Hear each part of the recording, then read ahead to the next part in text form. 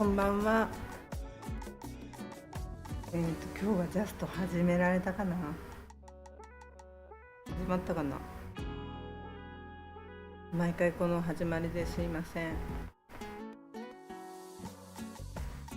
今日の天気はめちゃくちゃ暑いですね。いや何これ。携帯で確認を携帯で確認します。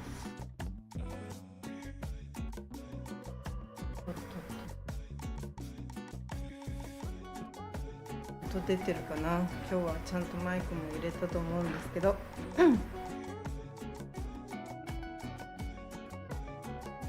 今日もなんかダラダラとそうじゃないな、ささっと気分があまり良くなかったんで、ここはライブ配信しておこうかなと思って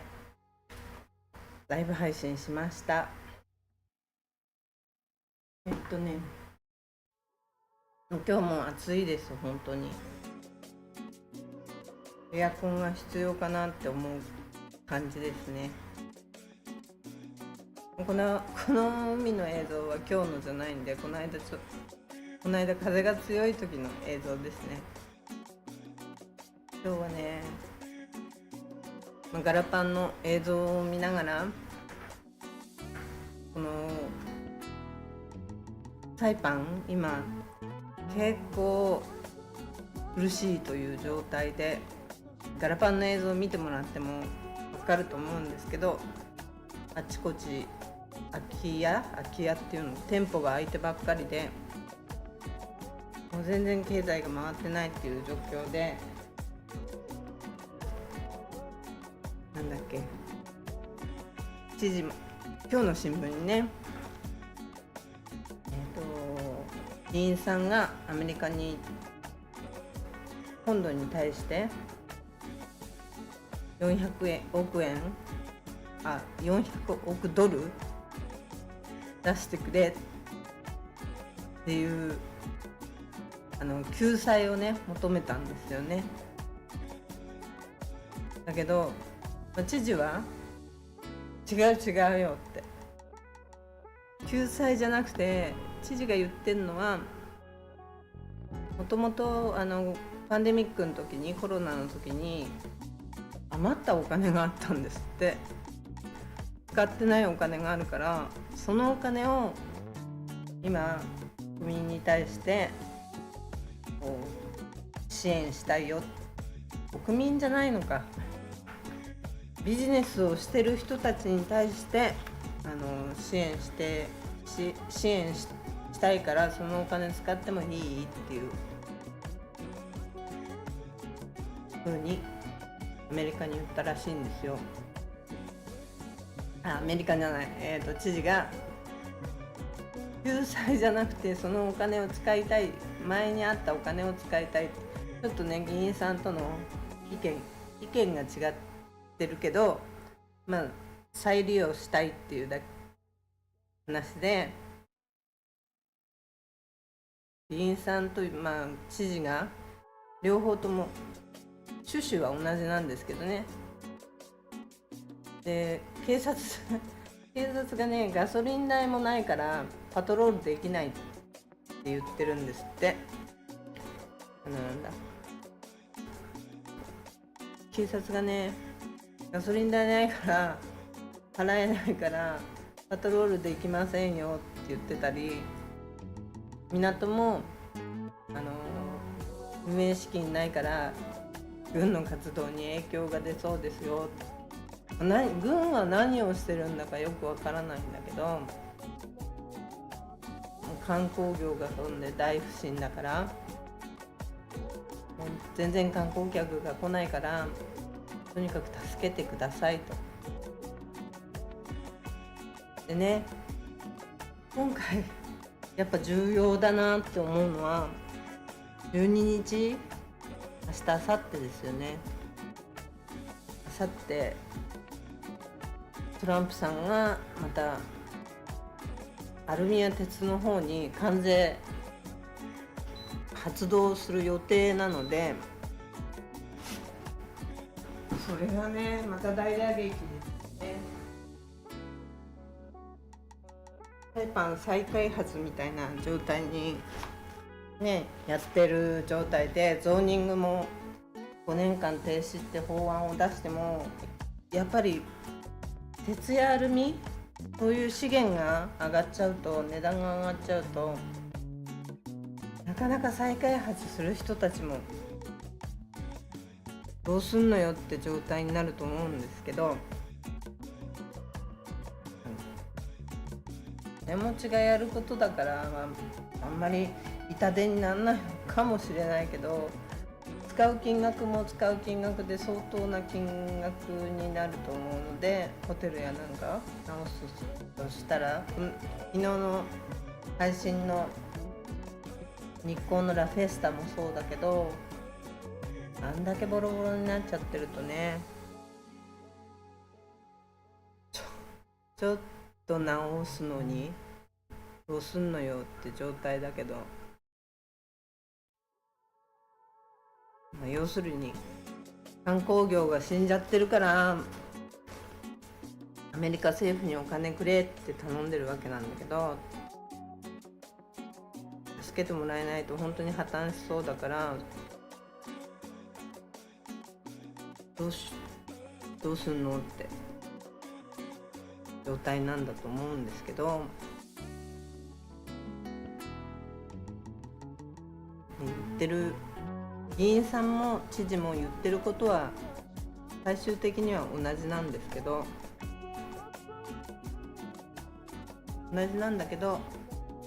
バイアウトじゃなくてリバーパスだよっていうことをちょっと反論してるんですよね、ガバナが。バイアウトは、救済じゃなくて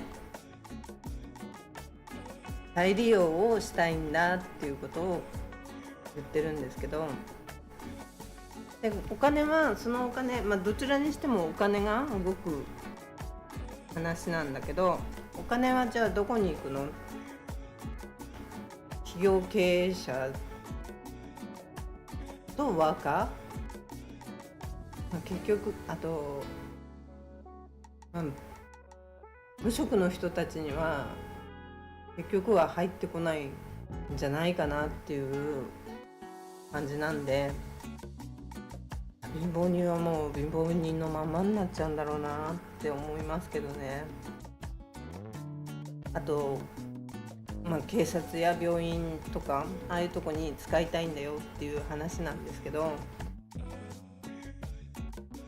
警察や病院にはね、一応ちゃんと動いてくれるならっていう問題ですよね。もちろん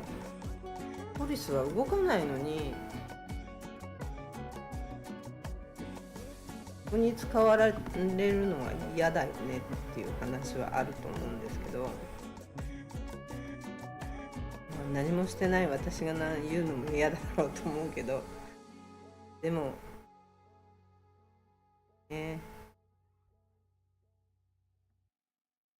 知事は中小企業をとにかく助けたいという考えをずっと一応持ってるらしく、で QC っていう2024年12月私はあんまり何も関係ない状態なんだけど、中小企業のね皆さんには結構、サイパンの皆さんにも、これからビジネスをしようっていう人にもなんかね、税金を免除しますよっていう証明書を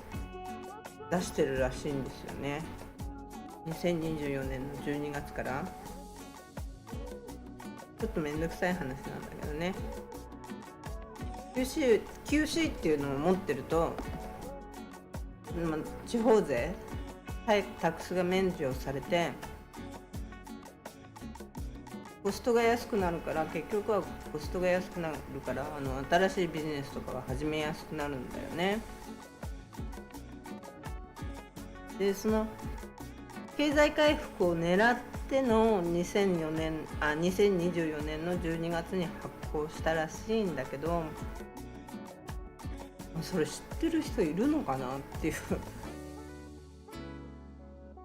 企業的に企業の人たち、大きな企業はもう知ってると思うんだけど、ある程度大きい企業は法的なインセンティブを提供するっていうことを発表してたらしいんだよね。で結構長期間そのタックスが免除されるんですって。もうそれが発行されてるらしくて、条件としてはなんか投資額、会社の投資額と雇用創出、地元の住民に地元の住民をちゃんと雇用してることっていうことだよね。3割だっけ、3割以上だっけ、7割以上だったかな、7割以上のわけないよね。3割以上、3分の1だったかな、3分の1以上、企業のうちの3分の1以上がローカルだったらその条件にクリアしてるってことなんだよね。で観光業や製造業なんか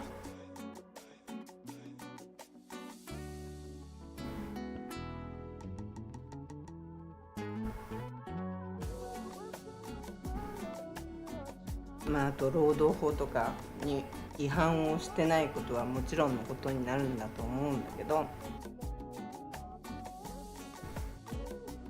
そういうのをクリアしている会社には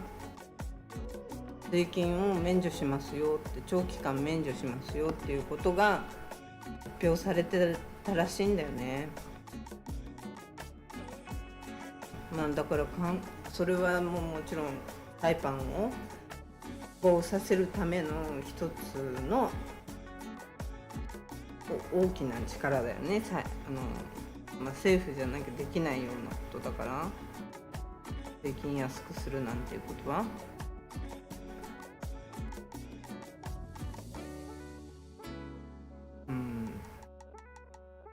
それを活用、でもな、投資金額に投資金額っていうのはいくらなんだろう。結構な金額だったとしたら、中小企業っていうか小さい企業は全くそんなところに入れないわけで、2、3万ドルの企業が多いと思うんだよね。2、3万ドル、5万ドルっていう企業が多い中で、10万ドルとか言うのかな。やっぱり昔私がやってた時なんかはやっぱり区切りがあるのが10万ドル以上だったから、うちなんかもキャピタル10万ドル以上に持っていってはいたんだけど、10万ドルになってんのかな。だとしたら小さい企業は全く関係なくなっちゃうからね。でもこの QC っていうのをこうしてもらえるとタックスを払わなくても済むっていう政策を取れるから、結構企業としては楽になるよね。5000ドルの売り上げがあるような会社は、例えばどっかに学校とかに寄付したりしてるとそれのメリットがあったりするから、うちの会社なんかも昔はサイパンの小学校かな、中学校学校になんて言ったかな、結構お金持ちの学校、毎月ね学費が500ドルぐらいかかる、400-500ドルかかるような学校に、そこにタックスを払う代わりにそこに5000ドルぐらいは寄付してたのね、毎月。そういうね、いろいろ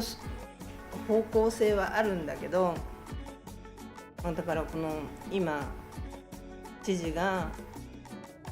発行してる QC っていうのをもらえる会社ならもらった方がお得だよね今ね。知事は救済じゃなくてパンデミックの時のお金を再利用したいよって言ってるんだけど、議員さんはアメリカに400億ちょうだいって言ってるわけなんだけど、だから目指すところは同じなんだけど、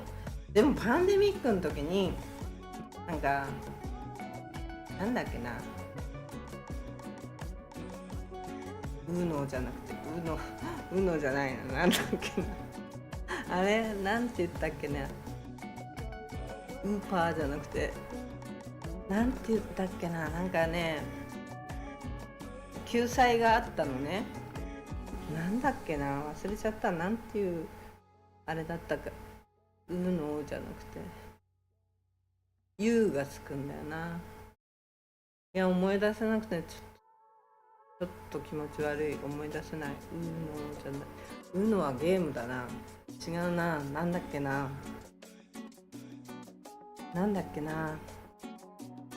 気持ち悪い。見てる人でもし分かってる人がいたら教えてほしい。UNO じゃなくて U がついて UP なんだったっけな。調べたら出てくるのかな。救済処置でお金がもらえたんだよね。パンデミックの時にすごい気持ち悪い。何だったっけな、忘れちゃった。こんばんは、深夜さん、いつもありがとうございます。コメント返信ありがとうございます。とんでもないコメントしていただいて本当に嬉しいです。深夜さん知らないかな、パンデミックの時にガバメントから出てた救済処置だよね。救済処置のお金が出てたんだけど、私はコロナ前にこの PTSD に陥ってしまって、どんどん人と喋るのが嫌になっちゃって店を閉めちゃったから、その救済処置ももらえなくて、コロナの時一切もらえなかったんだよね。一般庶民っていうか、会社もやってない、どこにも働いてない、所属してないっていう人がもらえる救済処置しかもらえなくて、その毎月もらえてる会社をもしその時やってれば毎月なんかね、UNO じゃなくてなUNO じゃないな、なんだっけな、UP、なんだったっけな、忘れちゃったな。もう本当に嫌だ、忘れてしまって気持ち悪い。調べたら出てくるかな。ちょっと待って、調べてみよう。なんだっけなプアだ。PUA 似てたけどちょっと違ったね。PUA プアっていう救済処置があって、いきなり思い出した。そう、救済処置がその PUA っていうのがあって、 PUA の余りがあるから、この余りがあるか未使用分があって、未使用分が4億1400万ドルあるで、そんなにあるんだったら出しててくれればよかったのにって感じだけど、出しててもらっても私には関係なかったのかもしれないんだけど、このお金があるからそれを出してくださいって知事は言ってて、とにかく経済の回復と公共サービスの強化、あとポリスとかもうね、ポリスがいないことがもちろん問題だから全然見ないよね。なんだっけ、スピード違反、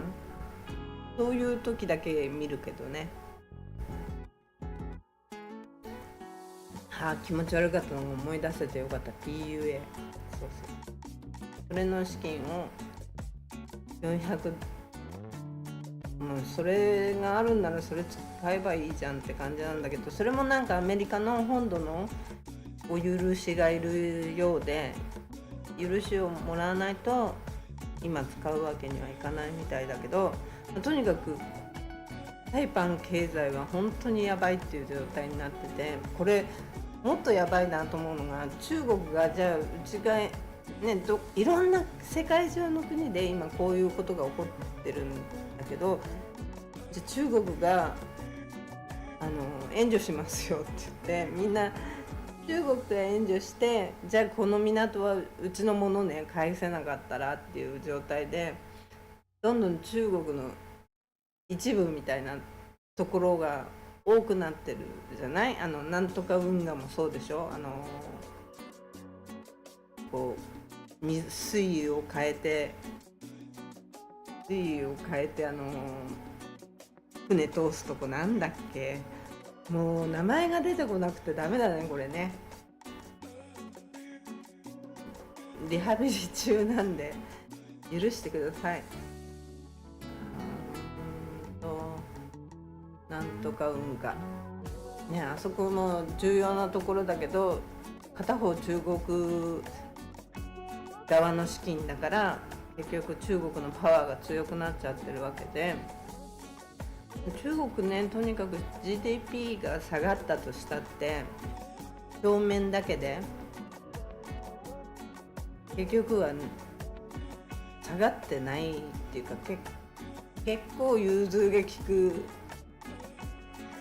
数値なんだろうから、もうとにかく経済大国だから今中国がヘルプしますよって言ったらみんな乗っかっちゃう可能性はあるよね。小さい島々なんかサイパンなんかもあり得る話じゃないかなと思うのがちょっと怖いところで、日本だってそうでしょ。中国とアメリカどっちのパワーに押されてるのっていう感じはあるわけで、中国と仲良しの人が経済界にも多いわけだからね、どうなるのかどこの国も分からなくて、ウクライナなんかもねやばいよね。この間のトランプさんとゼレンスキーの大喧嘩というか言い合いでもね、トランプさんとしてはウクライナの鉱物ちょうだいね、だから援助しますよっていう感じだったけど、結局ウクライナの鉱物はもうイギリスがすでに100年協定で持ってっちゃってたわけだから、100年契約をしちゃってるわけだから、キャピタルヒルの映像がね、これね、今日ちょっとキャピタルヒルのこの辺がフェデラルとかの本土の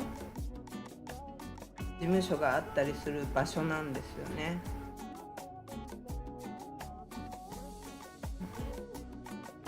政府のね機関があるような場所で、この辺にもポリスの本拠地があったり、ポツポツっとしてるんですけど、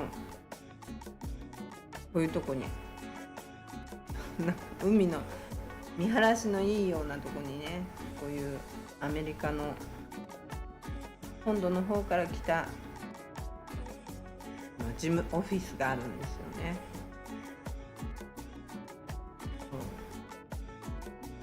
で、なんだっけ、ウクライナとトランプ大統領あそこも喧嘩っていうかね、バチバチやっちゃったからどうなっちゃうのかわかんないですよね。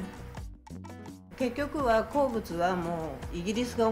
100年協定を結んじゃっていたから、1月かな、トランプさんが就任前にイギリスがウクライナとゼレンスキーさんと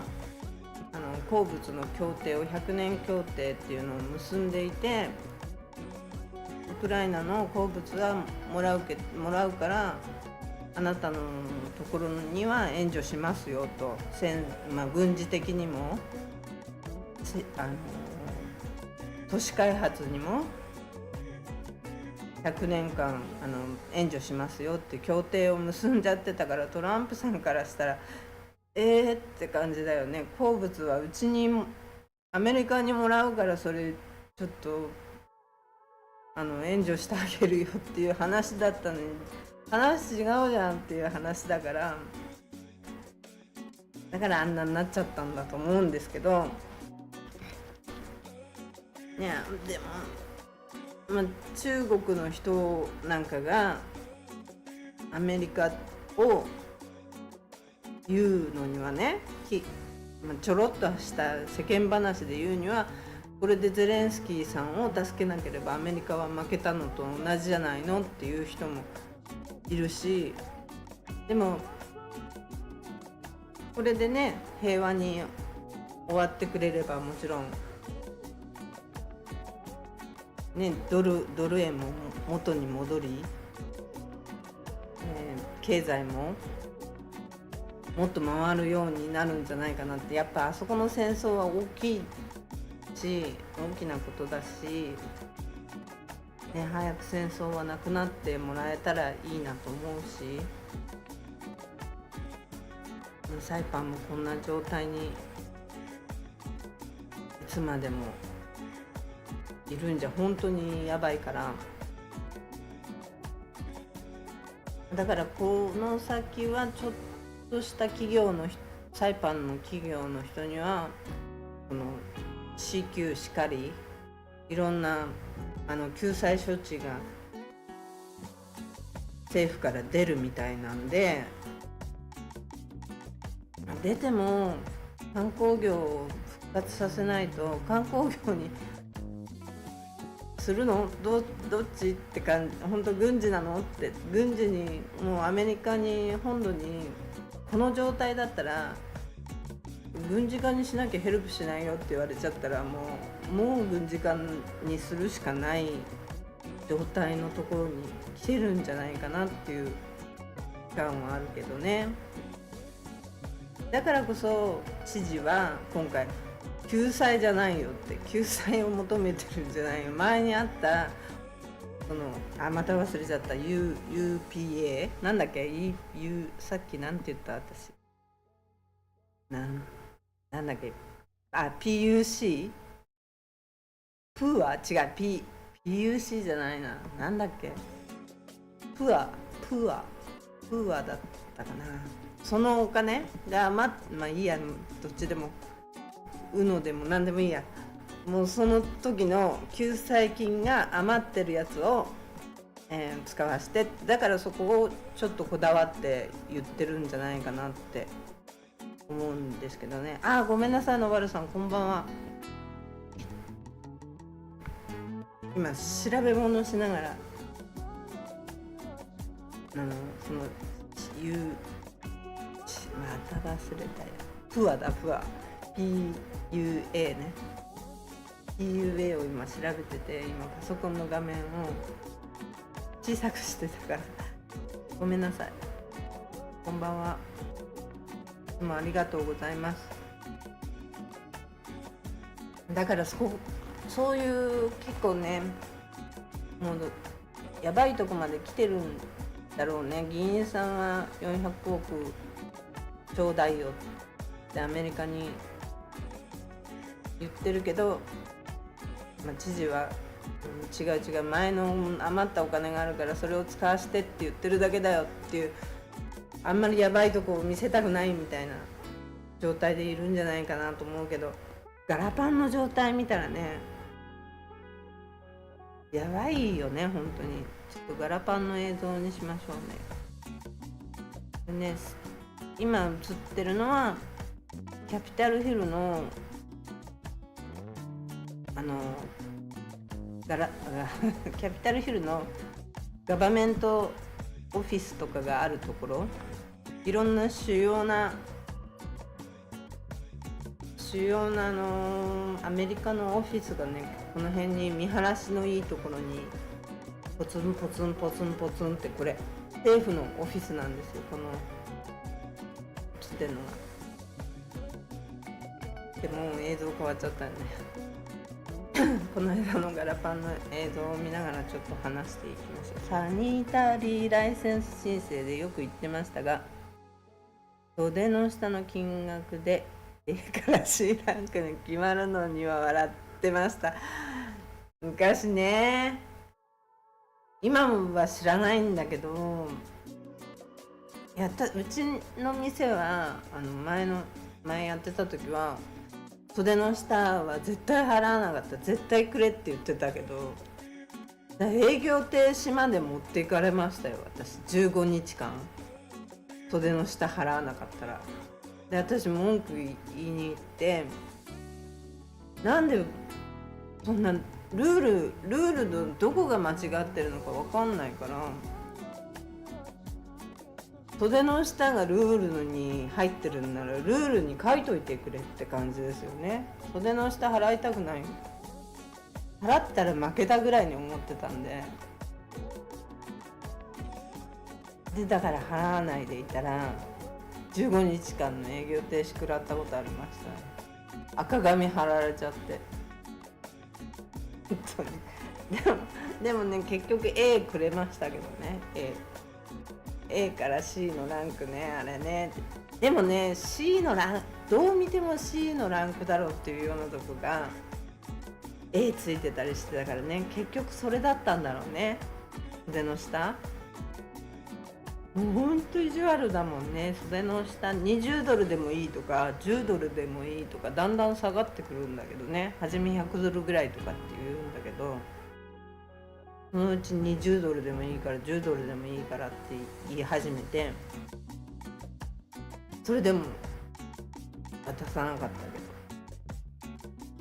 ど。で、当時でもうち全部カメラつけてたんですよ、お店に。カメラついてるようなお店がその当時はなかったから、やりたい放題言い放題だったんだけど、うちカメラついてるよって検査員に言うと、検査員も仕方なく帰っていくみたいな。いや、カメラはだからその時から重要だなと思って、うちはカメラつけてたんだけど、今の強盗たちはカメラ盗んでいくんですよ、先に。タポチュ山に行く山道は改善されましたか？いや、私ね、前に行った時全然改善されてなかったよ。もうずいぶん前だけど改善されてないと思うよ。雨降れば穴が開くし、例えばね、昨日だか一昨日だかこの間ね、いつの新聞だろう、今日かな、ミドルロードが陥没したって言って、陥没してこう穴開いてた、工事してた、新聞にも載ってたな。道路業者のせいなのか何なのかっていうことが書いてあったような気がする。あんまり気にして見てなかったからなんかあんまり覚えてないけど、でもね、普通のミドルロードだから普通のアスファルトの道路なのにそこが陥没したんだって。だからタポチョさんもあのまま多分雨降ればボコボコになっちゃうし、あそこはね、だからレンタカーでムスタングとかで行っちゃうような人やばいよね。登れないと思う。途中で消火器の値段もぐらいになってましたね。そうそう、深夜さん、そうそう、ほんとそう、消火器ね、ほんと消火器あれしつこかったよね。ほんとしつこかった。消火器そういうのになってたんだ。あれそういうことか。消火器しつこかった。あれそうなんだ、裏金になってたんだ。消火器めちゃくちゃうるさかったね。しつこかった。消火器の話題になると、あとね、私がパセオ・デ・マリアナのとこにメインのとこにいた時、なんか消防署の方から来たって言ってバーは500ドル、バーは500ドルでレストランとかは200ドルって言ったかな。200ドルだから300ドルってその当時言ってたんだけど、それをその消防署の方から来た人に払わなきゃいけないって言われて、消防署の方から来た人で、これはどこに払うのって消防署の方って言われて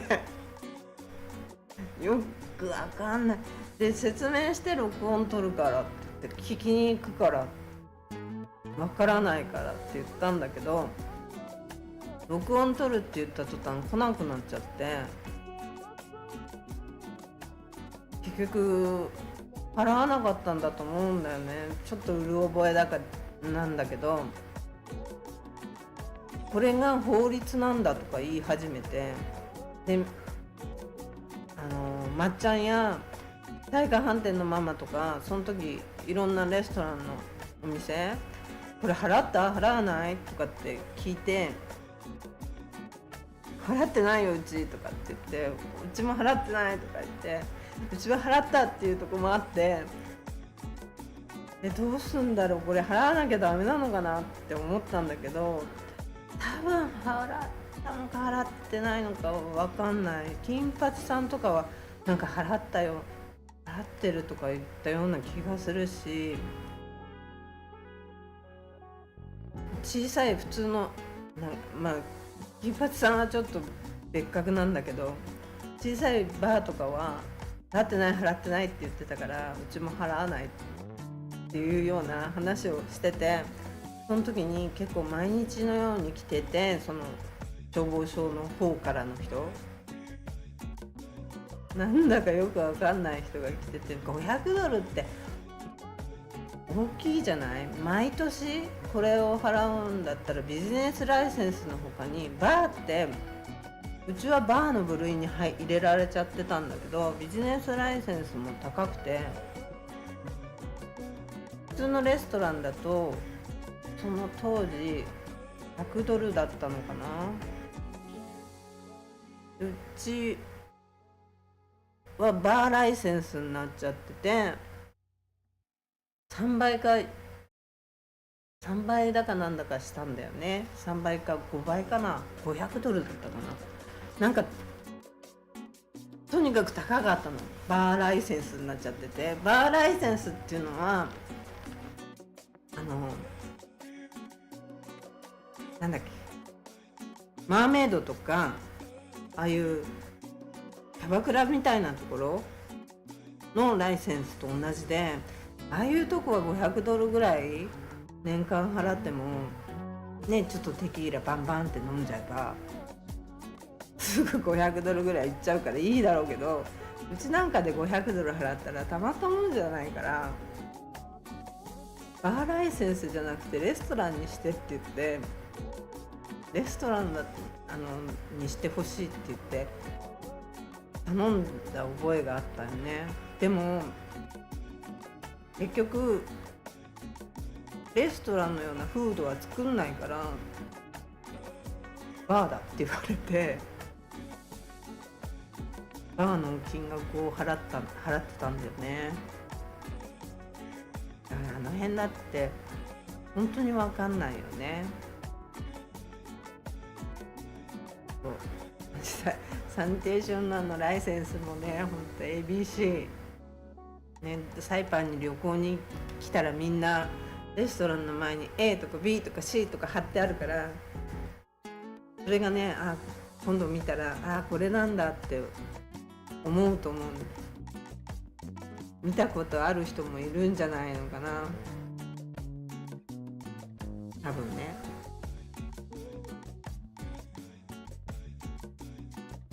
あれはね、そういう意味があるんですよ。もうちゃんとここでなんで A なのかなっていうところもめちゃくちゃあるし、今日なんか話そうと思ってたことがあったんだけどな、忘れちゃったな。とにかく12日の見たことはてな野原さん、見たことあるって言いたかった。消えちゃった。ガラパンのこの間の映像どこだっけな。この間の映像がどっかに行ってしまったな。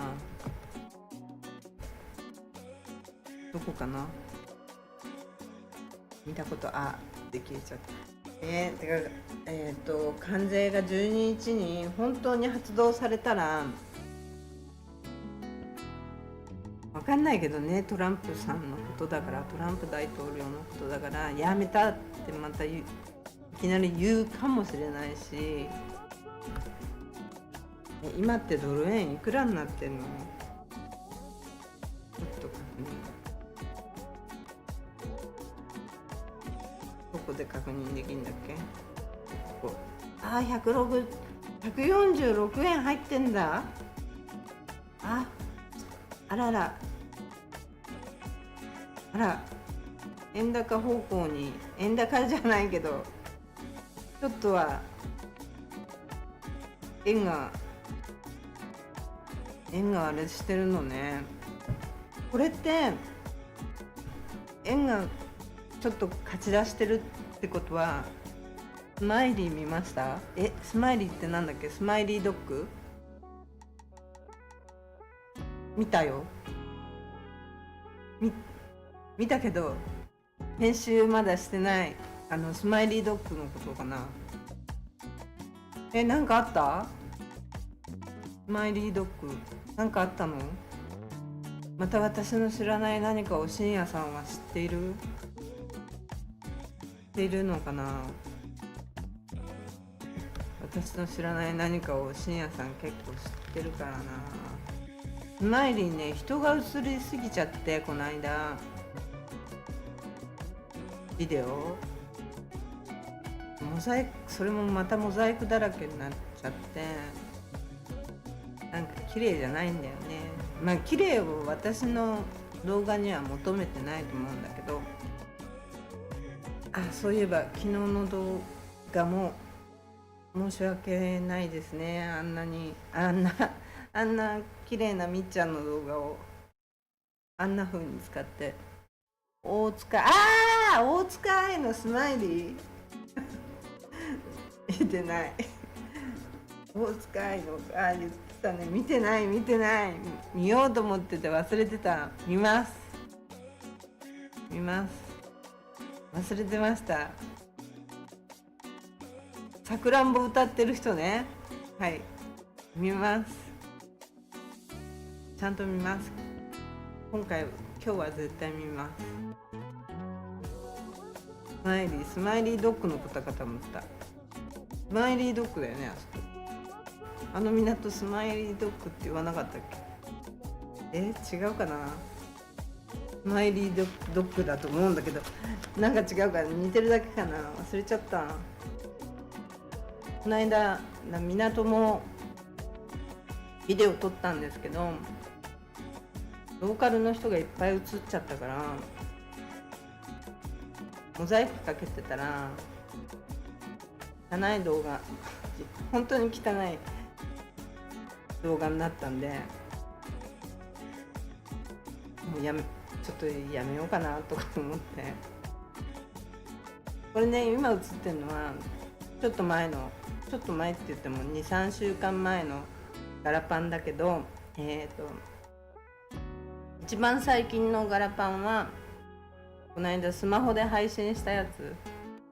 なんで、もしよかったら見てくださいね、皆さん。スマイリー見てないや、見なきゃ。サイパンが映ってんだっけ。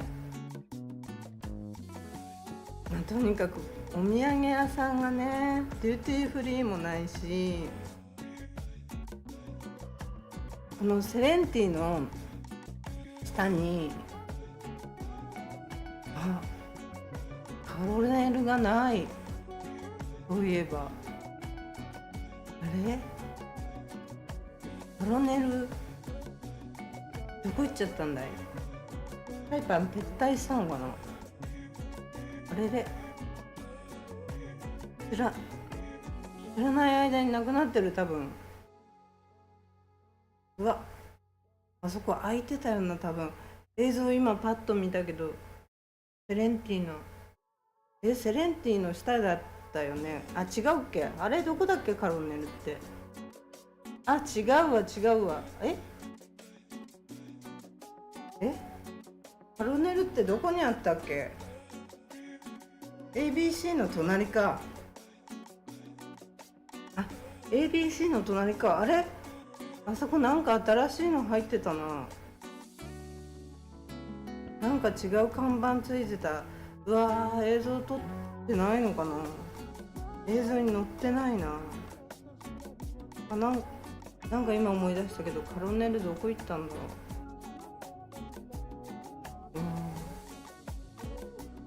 ロレックスもなくなってるんだけどね。さっさとロレックスはいなくなってたけど、カロネル自体はあったんだよね、サイパンに。なくなってんのか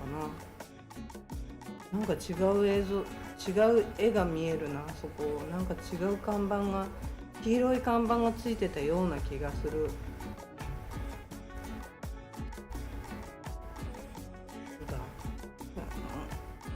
なんかあそこ、なんかどうしてもデューティーフリー側を取っちゃうんだよね。 ABC 側を取るのを忘れてた。あと上店のとこってどうなってんだろうな。あの辺行ってないな。日本も関税発動されたら結構大変なことになるんだよね。関係ないか、日本は。関係あるよね。アメリカが関係ないか。中国からの輸入のものに鉄やアルミにかけて関税をかけるんだから、日本からアメリカに入れてないよね。あるのかな。あんないや、その辺あまり影響はないかもしれないけど、とりあえず12日に発動で、サイパンはまた大打撃。ドル円ここまで146円とここを下に抜けちゃったらもう143円が見えるよね。146円80銭ぐらいで今止まってるんだろうけど、こう下に抜けたらもう一段143円、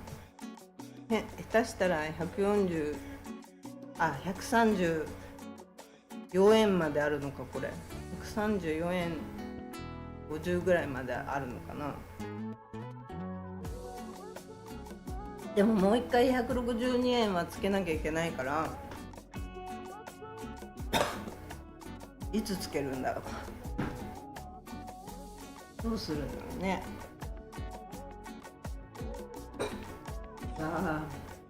146円、幻の146円になるのかと思ってたら、幻の146円になんないんだね。また146円に戻ってきたとはすごいことだこれ。結構湾岸戦争とか当時は145円146円とかその辺りだったと思うんだよね。私トニノスワンをやってた頃だったから、1店舗目の時だったから、確か違うかな、あの辺の時代だと思うんだけど、ずっと145円ぐらいを維持してたような気がするんだよね。その当時はだから日本経済も良くて、サイパンも日本人だらけで、日はめちゃくちゃあったんだけどね。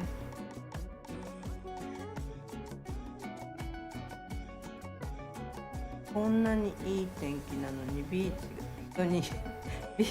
人がいないんですね。いないのよ、全く。本当に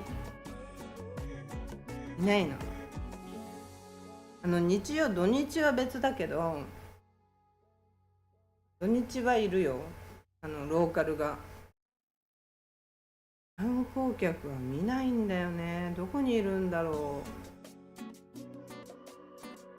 う。なんかアクティビティなことを昼間、ダイビングとか、日本人はダイビングとかなんかやって、夕方はホテルに帰って寝てたりすんのかな。ちょっと待ってください。ちょっとすいません。こ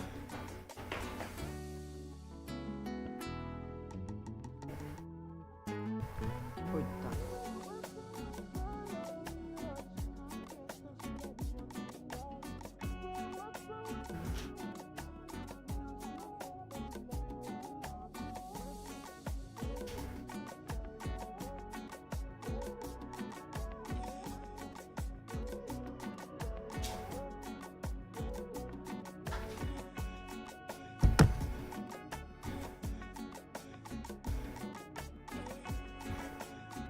みんなね、ごめんなさい、お待たせしました。日本人はみんなどこ行ってんのかな。ちょっと薬飲みます。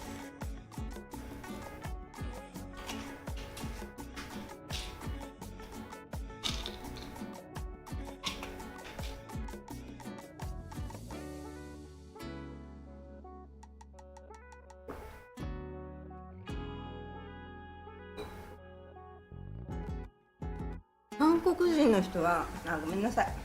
韓国人の人は見るんですよ。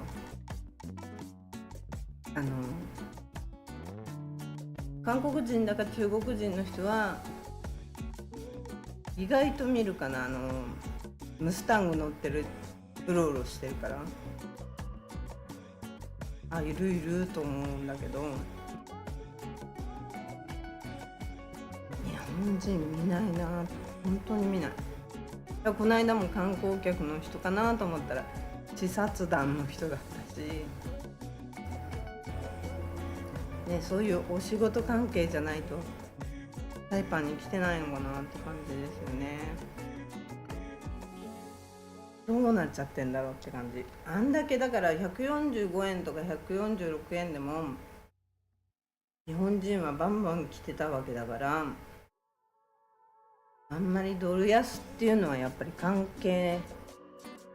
ドル安、ドル高っていうのはあんまり関係ないんじゃないかなって思うんですよね。やっぱりウクライナ戦争、あれが大きなきっかけで、コロナもそうか、コロナとウクライナ戦争とでやっぱ世界的に低迷してるから、日本は特にちょっと低迷しすぎちゃったかなっていう。それでもサイパンの経済よりは全然いいわけだからね。日本人は結構やっぱそういうとこは強いからあれなんだけど、やっぱり中国が強いなって。韓国は結構経済に振り回されるけど、中国は振り回されないですよね、意外とね。なんだっけ、ディープシークもね、2が出て、やっと GTP もやばいよって感じで、期待するものが出てきちゃったなって感じで。アメリカはね、もうでもどうなんだろう。アメリカは揺るがないと思うんだけど、サイパンはどっかに揺るいじゃうんじゃないかなっていう心配もあるし、イーロン・マスクさんの政策は結局は国民に対して返していくからいらないものはどんどん省いていきましょうっていう政策でやってるんだけど、なんかいらないものがどこまでいらないものと考えられちゃうのかが意味がわからないっていうところがあって、大体がみんな政治家の人、サイパンの政治家の人なんか特にいいとこの育ちの人はずっと政治家でいるっていう感じが多いんだと思うんですよ。叩き上げっていう人はあんまりいないんじゃないかなと思うから、叩き上げじゃない人が政策を決めるとあんまりね、スポーツ大使しかり、スポーツ大使なんて任命しなくていいから、なんかサイパンをドラマのロケ地にするとか、そういう誘致の方がいいと思うんだよね。韓国のドラマかなんかのロケ地になったらめちゃくちゃ日本人も韓国人も来ると思うんだけどね。日本のドラマだと韓国の人はあまり見ないっていうのがあるけど、韓国のドラマを日本の人がめちゃくちゃ見るし、韓国のドラマを中国の人はめちゃくちゃ見るし、韓国のドラマをなんだっけな、昔バリでの出来事とかなんとかっていうドラマが韓国であった時代に結構バリにみんな行く人が多くなっちゃってて、そういうドラマとか誘致した方がいいよね。スポーツ大使ダメ、何の意味もないと思う。ね、今時テレビの CM とかもあんまり意味ないし、大体日本でテレビ見る人がテレビないっていう人が多いっていう時代で家にテレビないよっていう若者結構いるらしくて、でもね、私の YouTube の視聴者はなんかわかんないけどテレビで見てるっていう、ちょっとテレビで見てるの意味がわかんない。テレビで YouTube が今見れる時代なの。私はパソコンと携帯でしか見たことないからわかんないんだけど、テレビがね 38% ぐらいいるんですよね。どうやってテレビっていう風に出てくるのがよくわかんないんだけど、テレビがない人が多いから、テレビの CM とかに埋め込むのも今意味がないと思うから、テレビ見る若者がいないんだから、テレビ見るより YouTube 見たいっていう人でいっぱいなのに、テレビの CM にお金使ってもあんまり意味ないと思うし、政治家の目線って意外とテレビとかそういうところにお金出してこれでいいだろうって思う人がいっぱいいるのかもしれないし、時代が流れてるのにね、私なんかもその一人なんだけど、時代流れてるのに結構置いていかれてるから、置いてかれてるっていうか、自分で乗ってなかったんだけどね。今からまた自分で乗ろうと思ってるけど、ちょっと遅いかもしれないけど、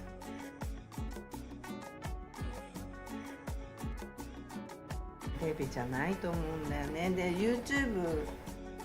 YouTube でこうやって YouTube 見てる時に、この CM、いきなり CM 入るとムカつくじゃないですか。これをねなんとかしたいんだけど、この設定の仕方が分かんないんだけど、私のこの YouTube 配信見ててもきっと CM が出てると思うんだけど、配信者さんの中にはトイレ行ったりなんかする時だけポチってポチッとなって押していくっていう人がいるんだけど、そういう風にやりたいんだけど、どうやって設定するのか分かんなくてGoogle で調べても、それをやったらちょっととんでもないことになっちゃって、もういじれないでいるんだけど、誰か猿でも分かるように教えてくれるとありがたいんだけど、だからそう私も見てて、人の YouTube とか見てて、話の間に話はまだいいんだけど、ドラマとか見てる時に、真剣に見てる時にバンと変な音でいきなり CM が入るのが腹立たしくて、だから自分のにも入れたくないんだよね。トイレ行く時にパッと押したり、そういう配信者さんがいるからそういう風にやりたいんだけど、この設定の仕方もし分かる人がいたら、猿でも分かるように教えてください。ほんと腹立たしいから。だからサイパンの CM もまだ YouTube の方が見る人がいると思うんだけど、 YouTube で流れてくる日産の CM とか、日本とサイパン違うのかな。サイパンでは日産の CM が出てくるんだけど、よくものすごい音でいきなり鳴り出すから、もうドラマの音量とかめちゃくちゃ低く出してるのに、その音量だけもなんか 100% 以上の音で出てくるから、もう絶対見たくないっていう状態になるから、そういう風に CM を作られたらサイパン嫌われちゃうよなと思うんだよね。でそういうなんて言うんだろう、今の価値観っていうの、なんて言うんだろう、なんて言えばいいの、こういうの、そういう価値観を入れながらやっぱり政府が政策してってくれないと、観光客呼ぶにしても何にしても、やっぱり警察、今回もそうだけど、救済処置400億円400億ドルちょうだいって言ってる中に、警察のパトロールするガソリン代もないって言ってるぐらいなんだから、こんな治安が悪いとこにもう先にやっぱ治安は直さないと、観光客をいっぱい呼びましょうっていうのは無理なことだと思うね。先にやっぱり最低レベルの治安は戻さないと。こんな毎日、今日の新聞にも車を盗まれたとかってなんかいっぱいそういうのもバンバン出てくるんで、毎日あるわけだから、こんな狭い島でそういうとこは先に直してくれないと。車盗むってこの狭い島でどこに逃げようっていうのか意味わかんないんだけど、どこに持っていこうとしてんだかわかんないけどね、ロシアに持ってっちゃうとかなんとかって日本ならあるけど、サイパンじゃどこにも持っていきようがないんだから。あとね、野原さんそうなんですよ、本当怖いんですよ。なんかねグアムからサイパンに覚醒剤を密輸したっていう人が捕まったって書いてあって、それが空港とかそういう荷物検査のとこで捕まったんじゃなくて、もう街の中に入ってホテルで捕まったんだよね。それってどういうことなんだろうと思うよね。なんで荷物検査でワンちゃんとかいるのに、麻薬犬がいるのにね、しかもね、なんかお砂糖1袋ぐらいあるじゃんって思ったんだよね。なんかお砂糖2キロぐらいでしょ。それよりちょっとちっちゃい少ないぐらいの量を持って入った人がいるんだよね。それが捕まったのがどこだっけな、ゴールドビーチホテルって書いてあったかな、マリアナバラエティに。ホ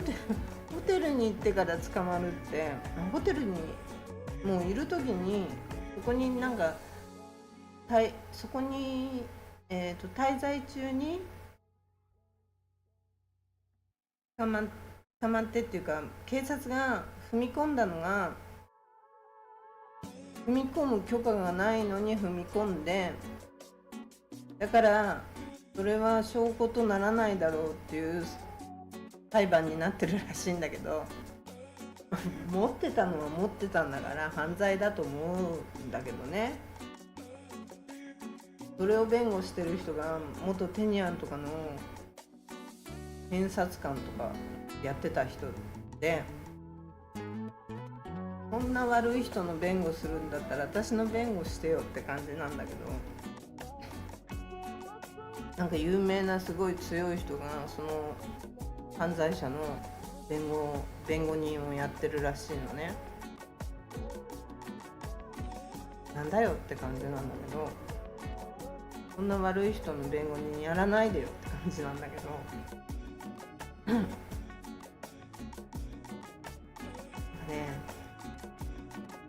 結局はサイパンの島の中に入ってくることはできちゃってて、入ってきちゃってからたまたまホテルで捕まったっていう状態で、こんなにいっぱい持って入ってて、ね、売人とか売るつもりだったんだろうと思うけど、それが荷物検査で捕まらないっていうのが不思議なんだよね。どう思います？日本でもまあ見つからないときは見つからないのか、どうなんだろう。でもお腹の中に飲み込んで、世界丸見えかなんかでやってたもんな。お腹の中に飲み込んで持ち運びをする人もいるわけだから、それだったら分かんないよね、サイパンね。分かるか、あれ見た目で判断するんだもんね。見た目でおかしいなって思った時に特質みたいなことをかけてレントゲンかなんかに連れていくから分かるよね。どこの国でも同じだよね。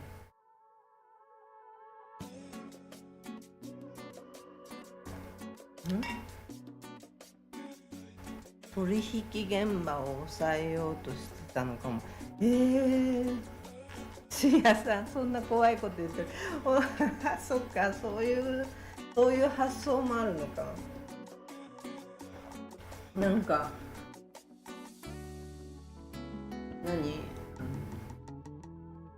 ホテルの許可は取ったけど、入っていく許可は取ったけど、本人の許可を取ってないのに部屋を調べたっていうことで裁判になってる人は意味がよくわかんないって感じなんだけど、その取引現場を抑えようとしてた。そこまであるかな、サイパンの警察に。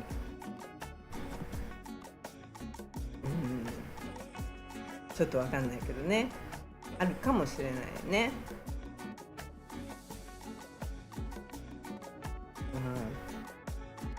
サイパンもとにかくこれからの知事はとにかく目的は会社を増やして経済元気にするっていうことが目的らしいから、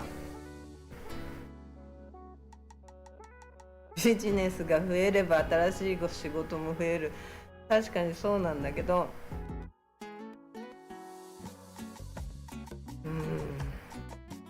とにかく治安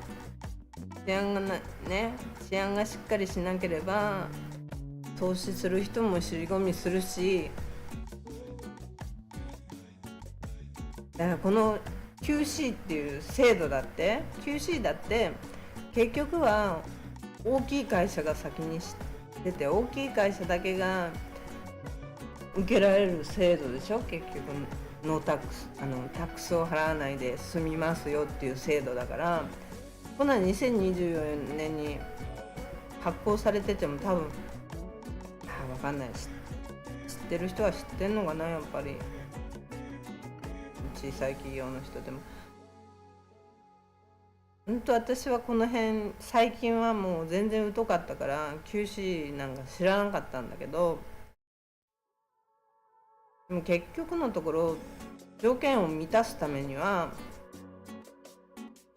お金持ちしか恩恵受けられないよみたいな条件だから、ちょっとどうなのって感じだと思うんだけど、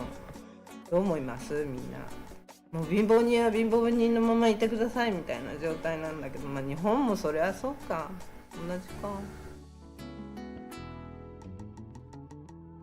ね。同じなのかな。もうちょっとね、貧しい人は貧しい人、いや小さな会社にも恩恵が受けられるようにこの400億もらったとしても使ってもらいたいと思うんだけどね。大きい会社が先に結局は恩恵を受けるから小さい会社がいっぱいあってのサイパンだったと思うんだよね、昔は。小さい会社がいっぱいあるからこそあっちもこっちも行ったりしたくなるわけじゃない、観光客っていうのは。大きい会社からすれば何言ってんだよって感じだと思うけど、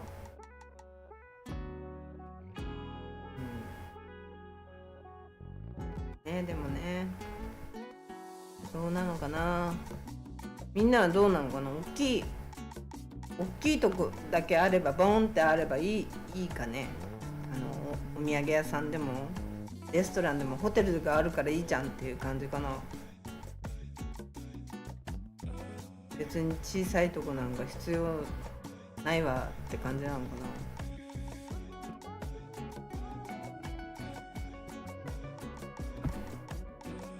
でも深夜さんなんかどう？ノーバルさんは男だか女だか私分かんないんだけど、男性だか女性だかちょっと分かんないんだけど、私のチャンネルは男性の方が多いんですよね、なぜか。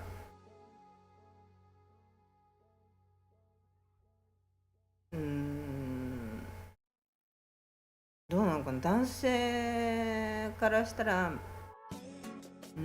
深夜さん、ローカルペーパー労働者も雇用、ローカルペーパー労働者も雇用、需要がないのでチャモロ人も大変だろ。ローカルペーパー労働者なんだ、ローカルペーパー労働者って。ローカルペーパー労働者も、ローカルペーパーってお化け3人雇っとけばいいやみたいなこと。どういうことだろう。ローカルペーパー雇用労働者、どういうこと。ローカルペーパー労働者のローカルペーパー、架空で雇ってるやつ、ローカルっ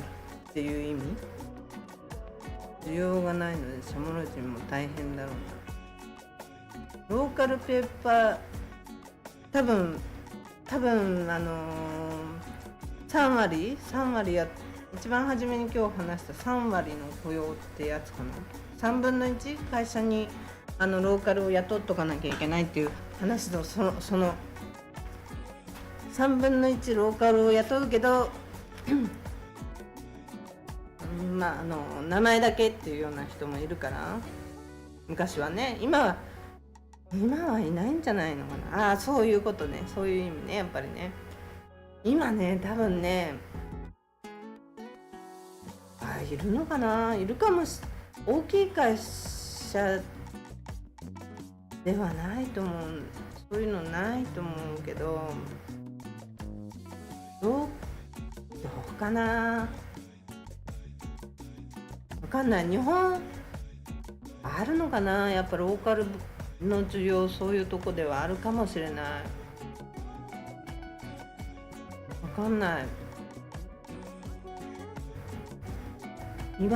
昔はね、そういうのがいっぱいあったけど、3割雇わなきゃなんないから、ローカルな名前借りて毎月$300、働いてもいないし来てもいないのに$300ぐらい払うっていうのあったけど、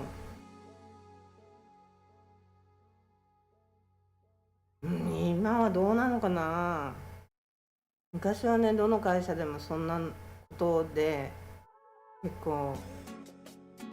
ね、悩んでて、ローカルネーム借りたりしてたところ多かったよね。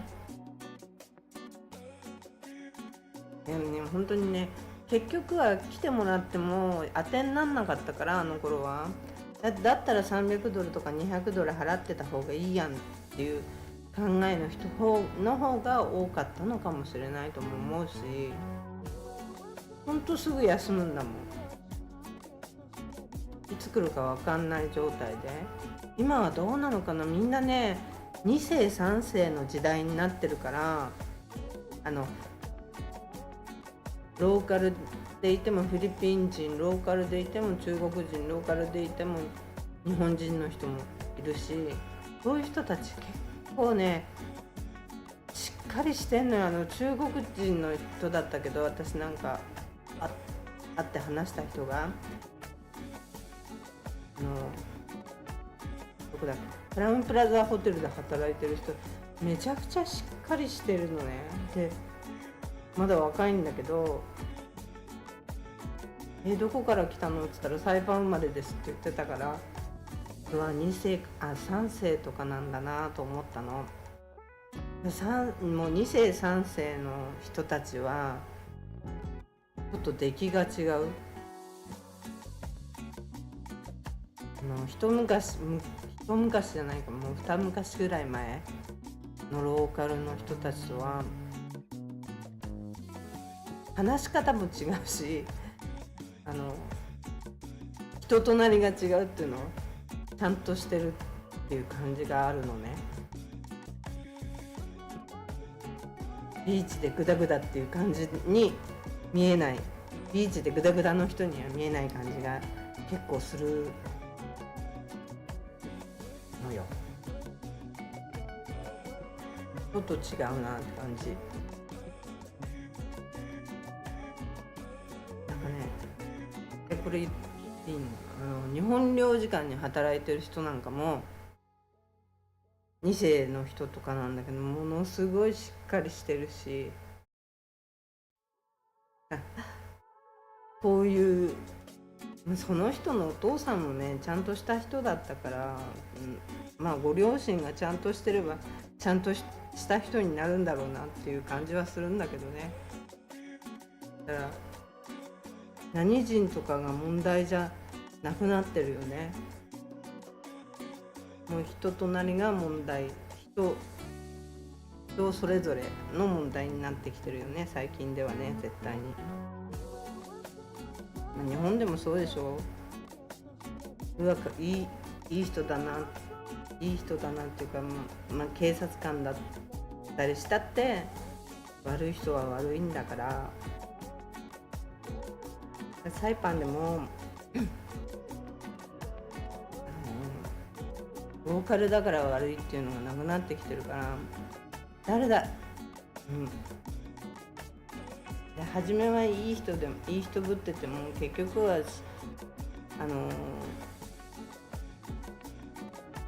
私の問題について言えばね、初めはほら大丈夫ですかってもうそれはありえないことですって始まったとしても、こう追求していくと、いや結局は政府の人でさえもう犯人分かってるわけだから、その犯人が結局やばい人だったわけでしょ、きっと。やばい人って偉い人、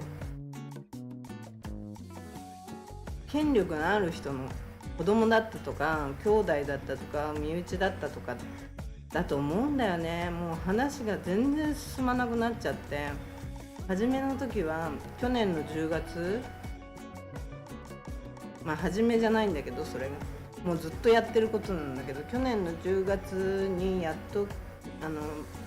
その前に知事に話しに行ったら、この警察のトップの人を紹介してくれて、その警察のトップの人たちが動き始めて捜査しますよって言って顔写真とかも持ってくる状態だったんだけど、私が調べた方が早かったんだもん。私が元ポリスとかに聞き回ったら、そんなのみんな知ってるよと、日本人を海でやっちゃったって変な言い方をした人で、2人組でしょ、そのポリスたちでしょ、殺そうとした人でしょっていうことになって、知ってるって言って、みんなローカルのポリスとかはもちろんそんな私の12年前の事件はもう時効だと思ってるわけだから、名前も平気で言っちゃうんだよね。時効なんだけど、結局事件自体はね。でも殺人未遂となったら時効じゃないんだけど、殺人未遂とそれが認められるならね、拳銃突きつけといて未遂じゃないっていうのもなんなんだよね。でそういうローカルの人たちはもう時効だと思ってるから平気で名前言うわけよ。あいつとあいつでしょってそいつとそいつのフルネームを全部聞いて警察に渡したら止まっちゃって固まっちゃったんだよね。固まっちゃって、私もその名前を調べてったら私も固まったよね。いやってもしかしたらすごいお偉いさんの子供が兄弟か、今38か6か35から35ぐらいから36、7、8ぐらいだと思うんだよね。40いってないぐらいだと思う。もう名前言ったら全部みんな固まっちゃってるから、固まったまま動かなくなっちゃって、連絡も来なくなっちゃって、また強盗事件の話も連絡来なくなっちゃったし、商品もどこ行っちゃったんだか全く分かんないし、帰ってこない。今まで強盗に入られて商品なんか帰ってきたことないんだけど、今回は見つかってるって連絡があって、その写真まで送られてきてビデオまで送られてきてて、これはお前のかって言われて、それでも何の連絡もなくなっちゃったからね。今日も政府になんだっけ、政府に行ったのね。政府のとこに行って、今日はポイントが3時30分だったから、その時間に行ったらそんなの知らないよって言われて、そんなの知らないよって意味が分かんないと思って、それは知事の秘書みたいな人から連絡をもらって、今日の3時半だからねって言われて行ったのに、そんなの知りませんって言われて、知らないっていう意味がわからないと思って。で、政府ってこういうもんなのって、政府、今日会ってた人たちも政府の人たちだったから、でガバメントは変わったって言ってたけど、警察は変わったって、今の時代変わったって言ってたけど、どうなのって言って聞いたら、変わってないだよ変わってないよって、その人たち政府の人たちなのに変わってないよ、同じだよ、セイムとかって言ってたから、変わってないのってなんか政府の人たちが変わってないよって、ポリスがこうなんだけどって言ったら、あの人たちは変わったって言ってたんだけどって言ったら、変わってない、昔と同じだよっていう普通に言い返されちゃって、もうなんかもうダメだなって落ち込んで、もう暗くなっちゃうそうだったから、もうライブやろうと思ってライブをやったんですよ今日。ね、変わってないよって政府の人たちが言っちゃう。ポリスは同じだよ昔とって言い放っちゃう政府の人たちがすごいなと思って、変わってないんだなって感じだね。どう思います？深夜さん、昔のポリスを知ってるから、ポリスとかの印象どうでした？政府の印象とか。みんなサイパンに来たことあるかな？見てくれてる人。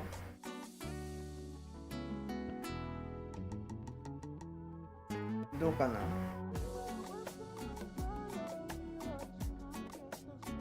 こんな感じに見えないよとかなんとかっていう人いたら教えてもらいたいんだけど。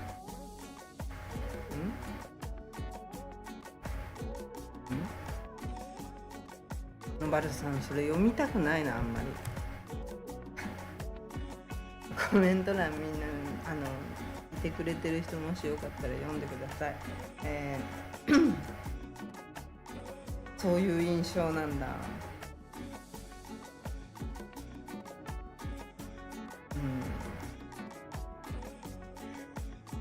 そっか。まあそういう人もいるだろうね。観光客にはそりゃ優しいよね、普通に。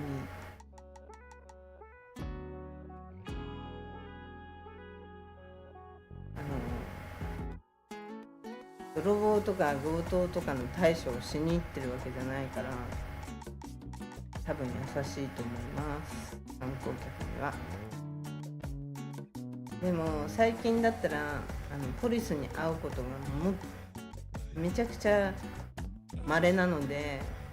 サイパンに来たらでポリスに会ったら一緒に記念撮影でもするといいですよ。稀なことなので。昼間はね結構いるんだけど、夜なんか全くいないから、夜の方が重要なのに、夕方から夜にかけての方がポリスはいてほしいですよね。街の中にふらりと全くいないから、夜いたら写真撮って X とかに上げてください稀なことなんで。夜まず見ないから、街中でなんか全く見ないと思うね。まだね昔より良くなったなと思うのは、その一昔前は警察呼んだって1時間とか来ないからね、この狭い島で。端から端まで急いで行ったらポリスのスピードで行ったら30分かかんないような島なのに、1時間も2時間も来ないからね。ほんとびっくりしちゃうね。寝てんだろうなとかさ思うよね。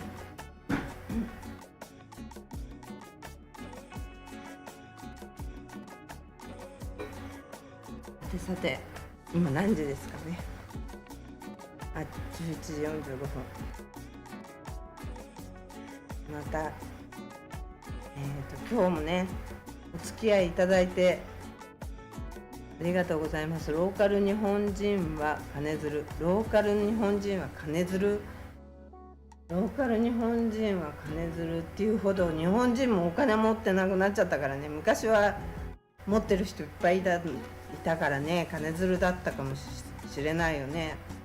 なんかのライセンス取るって言えばもうアンダーマネーだもんね。イミグレーションだってなんだってハミッドの時代はもっとひどかったからね。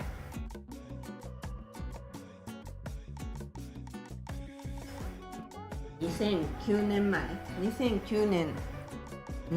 年以前、北マリアナ諸島の時は、北マリアナ共和国の時かはもっとね、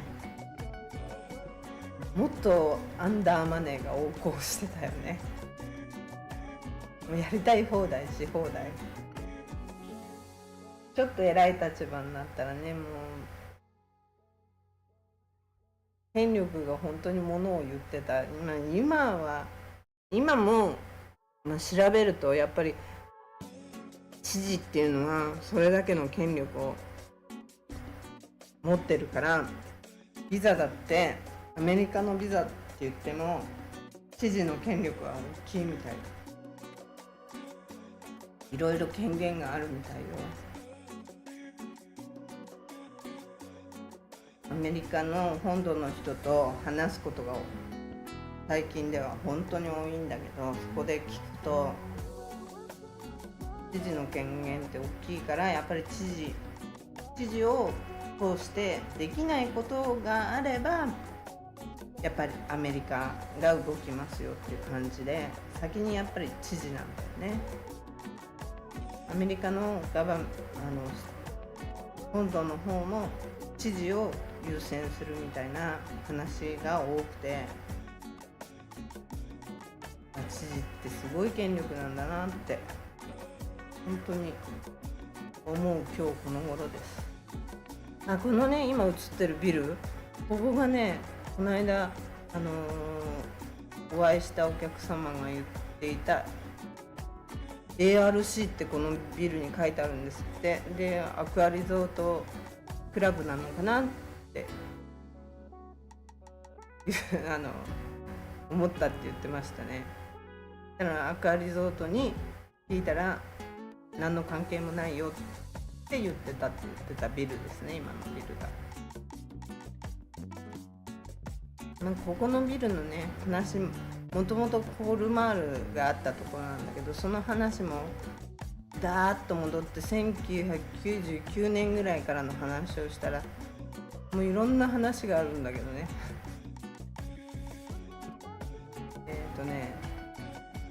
私が出したのが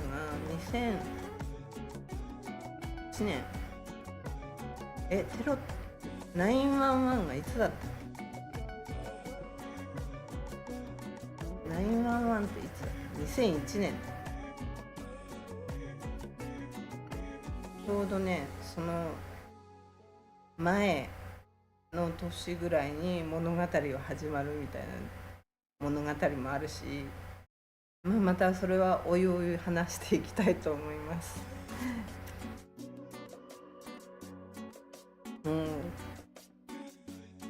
いろんな本当サイパンの歴史これなんて言うんだろう。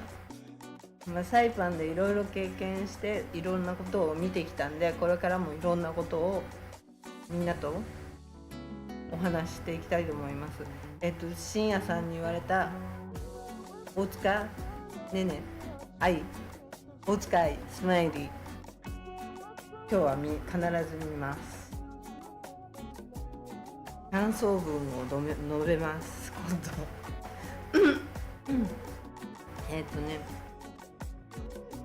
明日も、暗くなりそうだったらライブ配信させてもらいたいと思います。なんとかね、モチベーションをずっと自分で保っていかないとダメなことをやっとこの年になって気づいたんで、誰もみんな助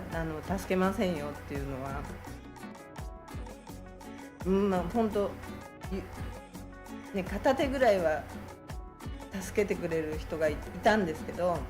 ね、何かあればこう来てくれて直してくれたりっていう人はいたんですけど、そうじゃなくてなんか自分のメンタルを助けてくれる人っていないじゃないですか。それをね、今更気づいたって感じで、自分で何とかしなきゃいけないんだっていうもう遅いよって感じなんだけど、だから自分で何とかするのに、今 YouTube やっててもくじけるんだけどね、こんなに見てくれる時と見てくれない時との差が激しいんだみたいな、もう意味が分かんないんだけど、どういう感じでになったら映像がいいっていうのはまず第一のことなんだろうけど、その第一がまずできてないんだけどね。で昨日ほらお友達の映像を借りてやろうとしたんだけど、ちょっと大失敗だったんだよね。でまたね、著作権が無駄だろうとか、ありがとうございます、次回も多分楽しみにしていますって言ってくれてありがとうございます。おやすみなさい、おやすみなさい。多分モチベーションを保つためにも、なるべく明日もまた新しい動画を何か撮って何かしら出していきたいなと思っています。いつも海だけで嫌でしょ。何かしらね、今日もちょこっとキャピタルヒールの映像を入れましたけど、何かしら新しい映像はちょっと入れていきたいと思っています。でもいい画像とは思わないでください。あとおしゃべりも今リハビリ中なので、耳かみだったりするのもちょっと許してください。またよろしくお願いします。今日もありがとうございました。よかったらチャンネル登録いいねよろしくお願いします。じゃあおやすみなさい。どこここだ。